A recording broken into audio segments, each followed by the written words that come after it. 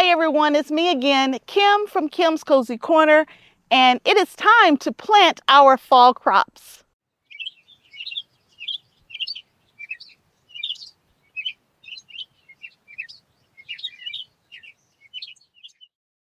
Now, to be perfectly honest with you, I am about a week to 2 weeks behind when I really wanted to plant my fall crops. And so these are my cool season crops, but I have been traveling like crazy for business and haven't really had time to do much more than harvest and try to just maintain the vegetables that I already had in the garden. And so now I'm home and I want to try to quickly get this into the ground. Now, to be perfectly honest with you, I may be too late.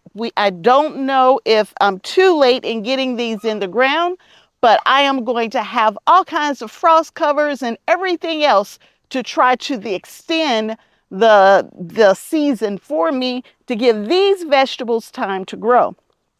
Now, today, I started all of these indoors quite a few weeks ago, to be honest with you, and I honestly should have up-potted them, but I have broccoli and I have kohlrabi and bok choy and cabbage and what else do I have in here? Cauliflower. So I am going to start putting them in the beds today, and I thought I'd bring you with me.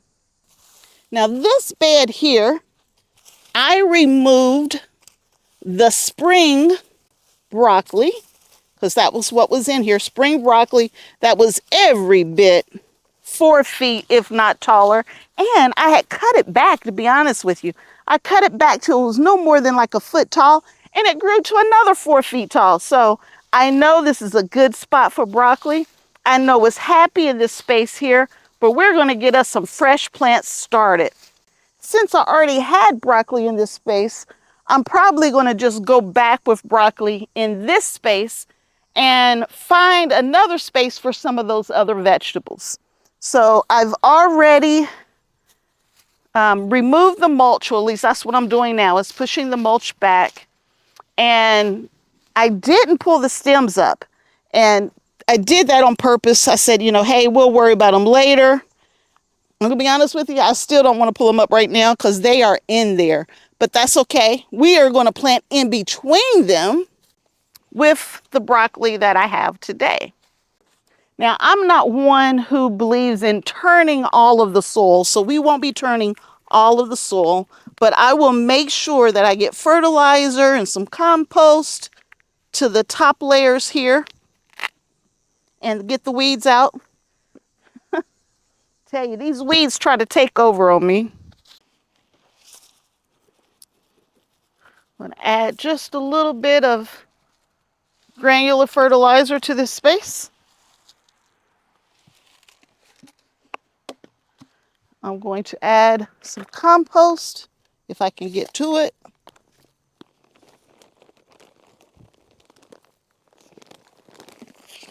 Just mixing in that organic fertilizer with the already soil that's in this bed, along with the compost, just to make sure it's mixed in good. And there are many different types of organic compost out there. There are many different types of granular fertilizer. Use the one that you prefer.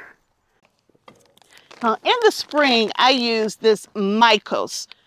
It's a mycorrhizal inoculum. And what you do is, for your transplants, you're just going to put a little bit on the roots to help with root development for when you transfer them into their final home. So we will use some of that. This is blue ribbon. There's already a sign there for blue ribbon, so that's good. And I never up-potted, so I am going to try to separate the broccoli that's in here. And they're wrapped pretty tight there, but I am going to try to separate them into 2 plants. Hopefully I'm not killing it, just to be honest with you. And they're awful tiny. And we are going to take some of this mycos, put a little bit right on the roots, right where I'm going to plant it. Put a little bit in that hole, a little bit on that root. When you're transplanting into the ground, you always transplant to the same level that the dirt already was. So that's what we're going to do with these. And I know it's going to be kind of weird because I'm planting in between these big roots that I never took out, but that's where we are. And this one keeps trying to come out. Okay. This one wanted to come out, so I'm going to oblige. That way I can get more transplants into this space. Blue Ribbon is the name of this broccoli. Blue Ribbon. And they're tiny, so hopefully they take off. Now this one's really wrapped around. It's been root bound for a minute. I'm going to try to save all 3 plants. If we were in the spring, I wouldn't worry about it. With the weather changing, we'll see what happens. Put a little bit in the hole, a little bit on the broccoli itself. And I am going to complete this process for this whole row, and then I will be back. Okay, I have the broccoli in, and we're going to bring this mulch and put it around the broccoli. I was just assaulted by a huge spider. Luckily, I wasn't videoing, so nobody's gonna know about it other than me. But we're gonna get this done and move on to the next area. Let's pull this back. I tell you what, I'm in the garden, and I know you need your beneficial insects, but that doesn't mean I have to like them. And I tell you what, I don't like spiders. Don't like spiders at all. But I try to coexist as long as those spiders don't touch me. But my girls rescued me. It's all good now. All right. So hopefully this broccoli, I think there's 8 broccoli here in this row. Hopefully they will take off and we will have a fall harvest of broccoli. Now let's move to the next area. Yeah, the bees and I have learned to coexist, but not the spiders. Don't coexist with spiders very well. I'm going to go ahead and get this broccoli roots pulled out. And it's not all the roots. I'm basically cutting it around the stems. But I'm leaving those trailing roots behind to basically compost in place. And yes, I still have a few onion over here, but I've been using them for fresh eating. I probably will not cure those onion. Every time I need an onion, I'm going to pull from the garden first. For whatever reason, these necks on these onion are still really nice and strong, and they're not trying to go to flower or seeds on the end. So I'm going to just let them sit there and do their thing. Now I am going to try to do something a little different in this space. I am going to try to get a couple rows in here, because once the onion comes out, there's nothing going to be growing in this space other than my cool season crops. So let's think about how we want to do this here. All right, I'm going to have to pull one onion. So, and the neck on this onion is dying back, so it needed to be pulled anyway. Let's put it over here so I can remember to take it in. Where am I going to put it? Let's put it here. And I'm going to take this one as well. This one, the neck has already been over as well. It was dying back. All right, now I think we're good. I got just a teeny little bit of mulch on here, not much, but let's see if I can kind of push it maybe over the onion. So I'm gonna be honest with you, I'm not gonna put any more mulch down. If it's not already in the bed, it won't be in the bed. Once we get to this time of the season, I'm gonna be honest with you, I'm lucky to be putting something even in the ground. By now I've usually said, that's it, I'm done, I give up. It is what it is. But we're gonna get this fall planting in here, even if we're late. I have row covers coming. So we're going to try our best to grow as long as we can in the garden this year. So we need to prepare this space. Now I'm going to put one right here on the corner. And then this whole area, that's the organic fertilizer, or excuse me, that's the granular fertilizer. And now we need to add some compost. And we do have our own compost. My neighbor has a compost pile that I am more than welcome to use, and I have used. And I actually provide organic matter to that compost pile for him. But I found this compost on sale. It's a Espoma Land and Sea gourmet compost. It's got crab and lobster meal in it. And I found it super cheap. It was on sale, clearance or whatever. So I bought quite a few bags of it. So we will use that for now. Now, if you don't know, I do not use garden soil. I do not use raised bed soil. I use potting soil in my beds. That's it, only potting soil. And it gives me that fluffy mix that I like. Most of the soil in my beds, either, I put it in here when I started the bed, or is soil that I've poured out of my containers at the end of the year to fill in the bed as it continues to, your soil is going to always drop every year. So when my soil starts dropping, I usually just add the soil from my containers into my beds. And so that's how I get soil in my beds every year. And so it's light, it's fluffy. Where I live, we have a very, very thick clay soil. So the native soil is extremely thick and dense. And that's what I have in my neighbor's garden that I'm trying to improve. But none of the soil in any of my beds are like that. None of it. Tell you what, let's stick with broccoli on this row because this was broccoli. Let's continue with the broccoli. Now I'm going to take this broccoli right up against some of these other plants. So this is okra right here. And I'm going to take this broccoli pretty close to the okra because okra does not like cool weather, but the broccoli does. All right, we put a little mycos on here. Get this in the ground. Back to the level it already was. Peanuts. Tell you, squirrels and peanuts, but they can have all the peanuts they want if they just stay away from my tomatoes. So I'm removing again my mulch. A different kind of granular fertilizer. I picked up a different container. Just mixing in the granular fertilizer with the compost. Now I think I'm about done with my broccoli. So I'm going to bring over cauliflower as well. Oh, that is cauliflower. Put the broccoli back there. Cauliflower here. Since my cauliflower wants to grow 5 feet tall, I'm going to put it in the back. And I am going to put my cauliflower in the front.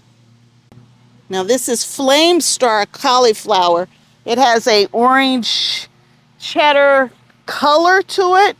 It's not a white cauliflower, but I do have a self-blanching white cauliflower right here that I'm going to plant as well. Now I should be planting these about a foot apart. I think I'm a little close. I know I'm close, but we're going to make it work.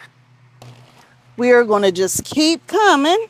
In this bed here, I'm going to continue to put in the cauliflower just in front of my peppers, which that needs to be picked as well.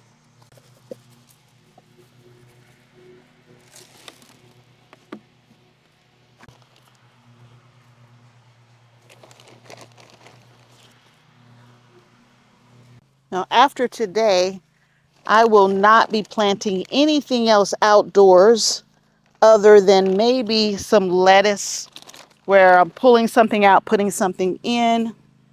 But this will be it for all of the other vegetables outdoors. And then we will transition to the indoor garden. And of course, harvesting from out here. I mean, we will harvest as long as we can. We will protect as long as we can from the weather. But anything new will be indoors. It may involve me moving some of my GreenStalk towers indoors, but this is the last outdoor planting. Everything else would be putting them to bed, cleaning them up, or harvest. This is a datil back here. I don't know if I'm in the camera or not, but that's a datil, and it's supposed to be a super hot pepper.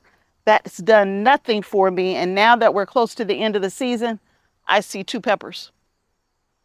I didn't pay for the seeds. They were a free gift, so I don't have much to lose, and my family doesn't eat a lot of hot peppers, so again, not really anything to lose here, but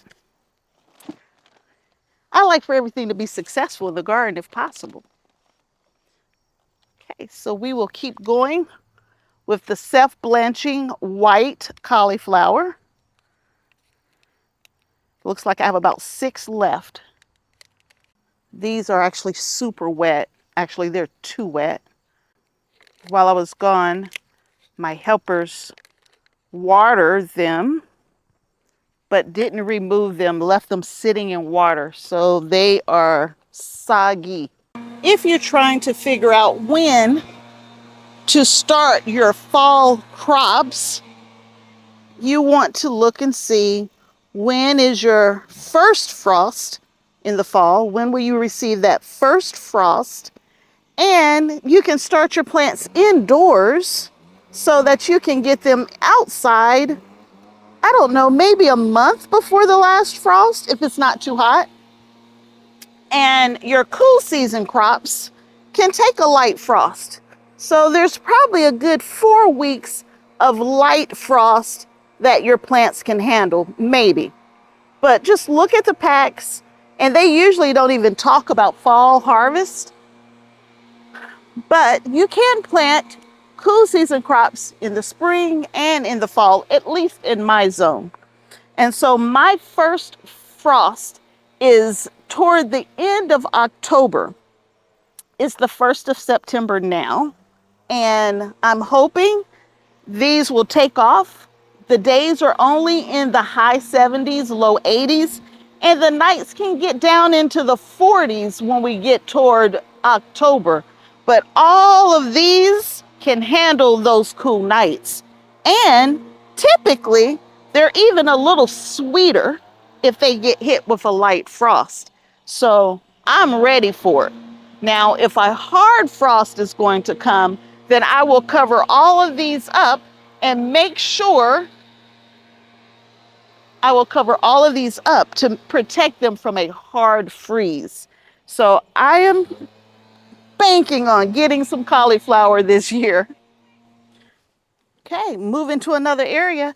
We are going to put the kohlrabi right here. Now, I had green beans in this space, and that's it. I left it emptied after planting the green beans.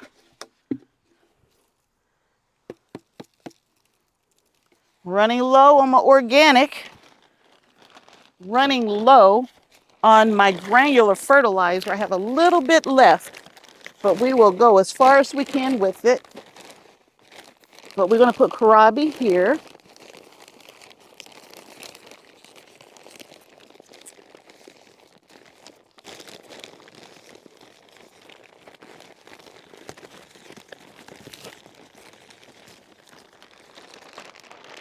Now in the back here, which is almost off camera, this is my eggplant.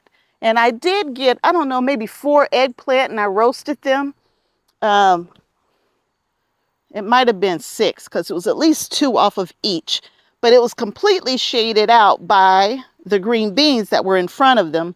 And now that the green beans are gone and something was eating them really, really eating them, But now they have nice green plants and they're trying to grow, but we're out of time. The season is up. Eggplant loves super warm weather, and we don't have that anymore here, even though it was 90 degrees last week. 90 plus last weekend, but that's not the typical temperature in zone 6A this time of year. So I don't think they're going to do anything else. I'm going to leave them back there, though. You never know. We might have what we call, I think they call it an Indian summer. I don't know why they call it that, but you never know. We might get some nice warm weather here and they have time to produce a little bit more. They have blooms all over them. I just think it's way too late in the season. And I do have some frost covers I could put on them, but even with the frost covers, I just don't think it's warm enough for them. So we are going to just let them ride. That's what I call it, when I'm going to leave them and let's see what happens. So now this is the kohlrabi, which was definitely getting root bound. Again, I'm super late in getting these out, but you have to do what you can with the time that you have. And they're definitely nice and well developed. No complaints with this kohlrabi. Yeah, again, don't know much about kohlrabi. I want to eat it. I hear it tastes like cabbage. I forgot. They told me what the texture was like, but we will see when it grows and we will taste it and determine if this is a new favorite of the family or not.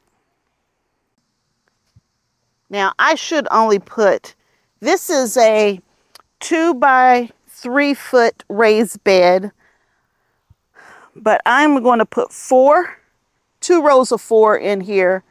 And I'm going to put it as close as I can to the eggplant. So if you think about the square foot gardening method, if you think about square foot gardening, I should only have a total of 6 plants in here. So I'm going to pack them a little tighter just to see what happens. And I'm known for putting too many in a bed. So I'm known for that. That's not new. I'm staying true to my nature. But if I go close to the edge on both sides, I'm not that far off from a foot. I have a wonderful neighbor that lives a couple houses right up the road here.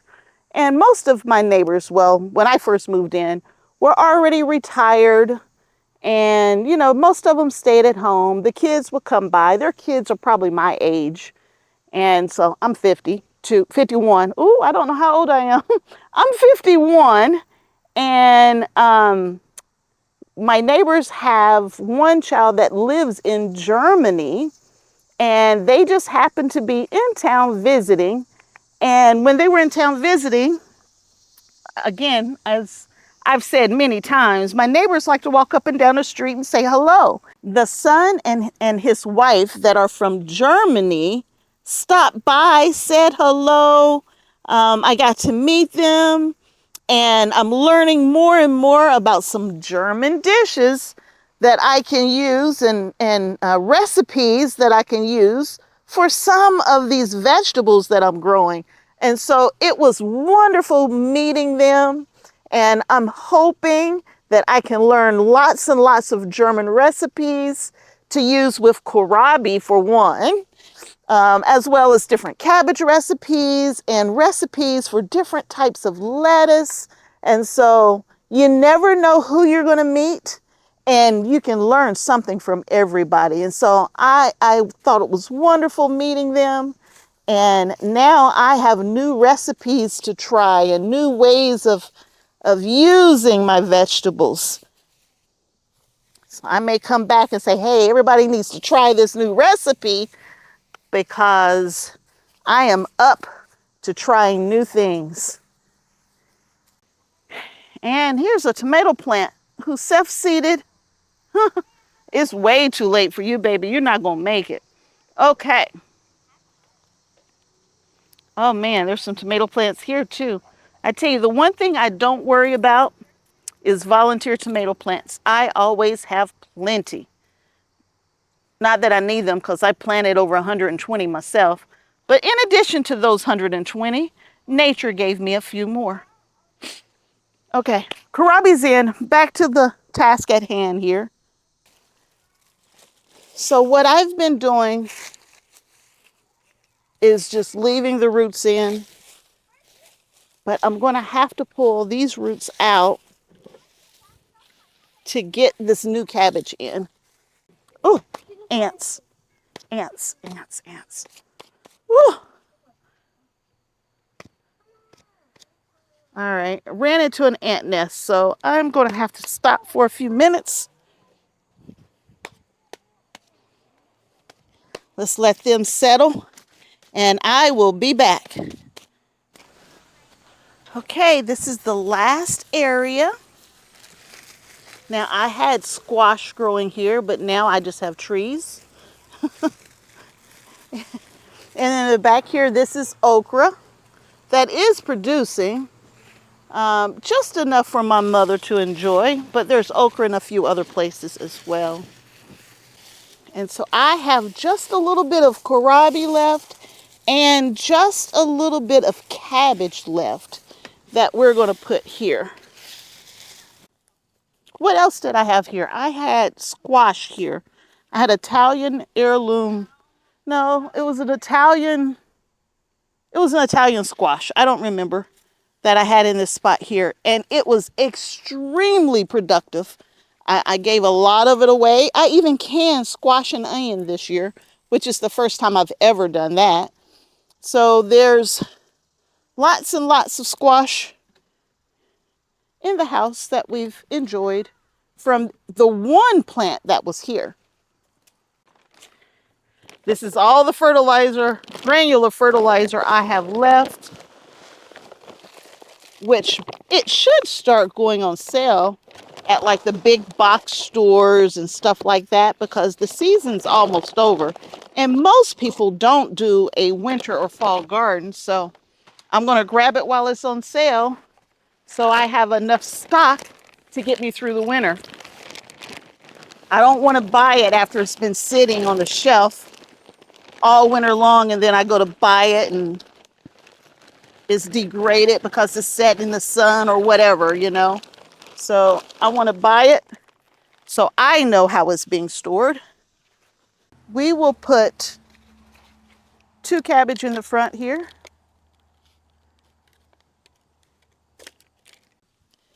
And then we will get this kohlrabi in as well.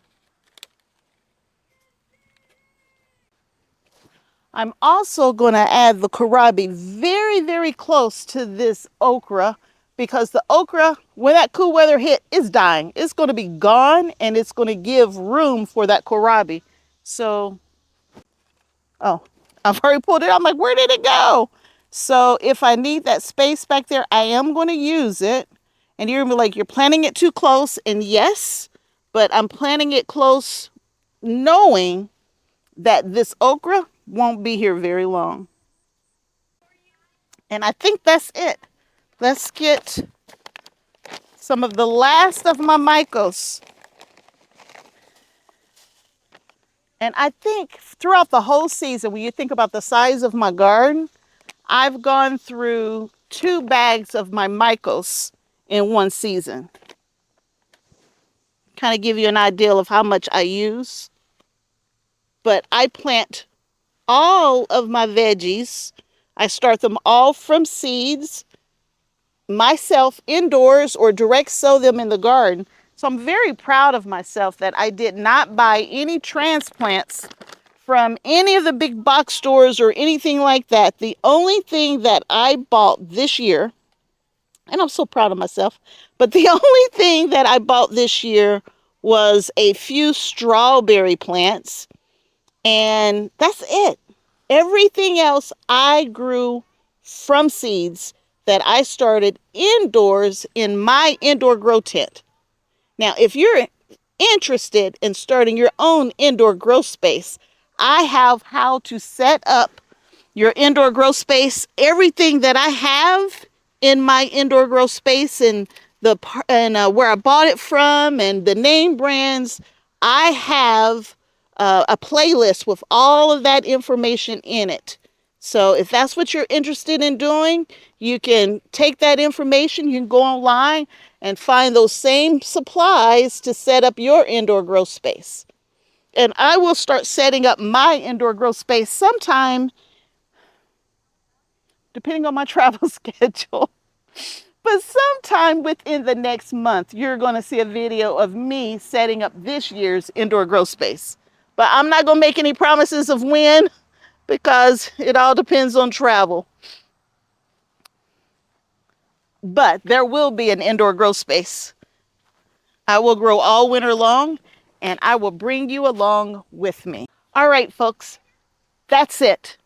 We have finally started and all of our fall transplants in the garden. And it's ready for us to see if we can get that fall harvest. Thank you for joining me for this video. If you enjoyed the video, please give it a thumbs up, like it, share it, and subscribe to the channel. And I will keep these things going. I just want to show you how I do it. Until next time, I'll see you back again here really soon. Bye.